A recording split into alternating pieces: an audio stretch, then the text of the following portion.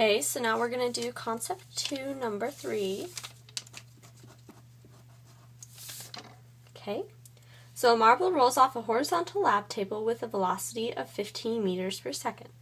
If the table is 1.5 meters above the ground, determine the horizontal range of the marble. So first, we're going to have to figure out how long it takes for the marble to hit the ground. So to use this, we're going to need to use the y components of the marble. Okay? So we can use the change in x, the displacement formula. So displacement equals 1/2 at squared plus vit. Okay? So then we can set, so we know that the change in x, the vertical change in x, is 1.5 meters. Okay, so that equals 1/2. Since it's vertical, there's an acceleration of 10 meters per second squared due to gravity, and then times the time, which is squared, plus the initial velocity. And so if I draw it up here, so this is the table, okay? It's 1.5 meters off the ground, and the marble is traveling at 15 meters per second. Well, yeah, 15 meters per second. So when it gets to the end of the table, okay, it starts falling, it doesn't have any downward velocity. Okay?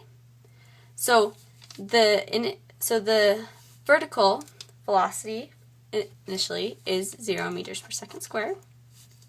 0 meters per second times the time. So that's just 0. Okay? So then you would do 1.5 meters equals 5 meters per second squared times the time squared.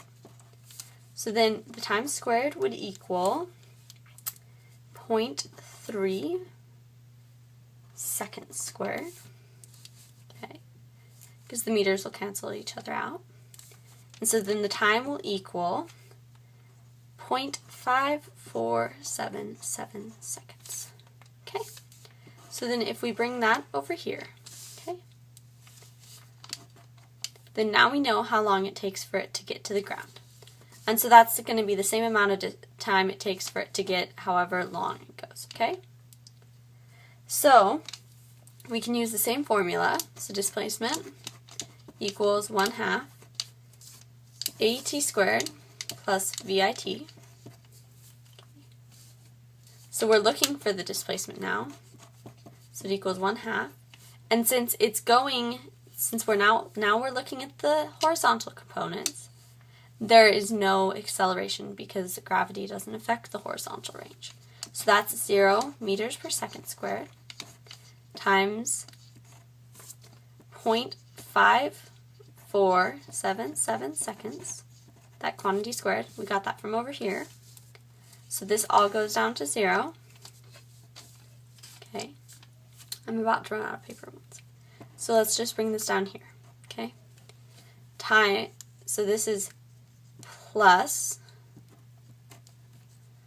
initial velocity, which is 15 meters per second, times, I'm still going to, so let's do times 0.5477 seconds, okay? So this way, so the change in x will equal 15 times 0.5477 seconds, which equals, so the seconds cancel out, and so that equals 8.216 meters. And that's our answer.